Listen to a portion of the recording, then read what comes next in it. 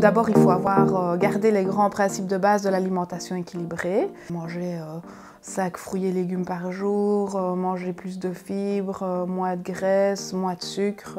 Augmenter les apports en calcium, en potassium et en magnésium.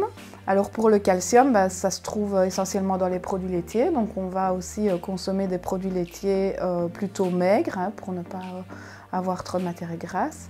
Et alors on peut aussi boire des eaux qui sont justement riches en minéraux et pauvres en sel, comme par exemple l'eau d'Épar ou alors l'eau de Contrex.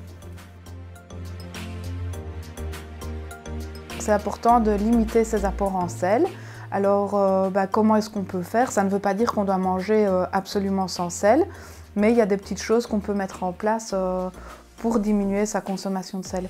Comme par exemple, ne jamais mettre la salière à table. On sale une fois lors de la cuisson et puis après, on ne remet pas la salière à table.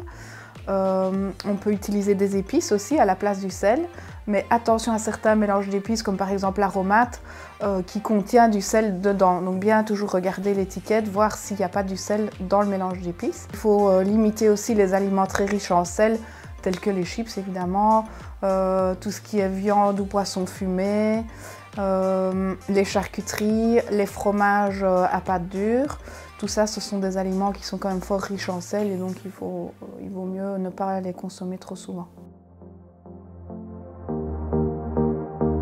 L'hypertension, c'est souvent lié aussi à l'excès de poids et plus spécifiquement à l'obésité. Et dans ce cas-là, une perte de poids peut aider à faire rediminuer la tension. Alors, on sait qu'une perte de 5 à 10% de son poids est suffisante pour rediminuer la tension. Et donc ça, c'est vraiment intéressant parce que des fois, on peut carrément supprimer son médicament grâce à la perte de poids. Donc en plus de tout ce qu'on vient de dire, il y a certaines grandes choses qu'on connaît qui sont assez néfastes d'une manière générale pour la santé. Donc l'excès de caféine, les boissons alcoolisées et alors le tabac aussi qu'il faut limiter.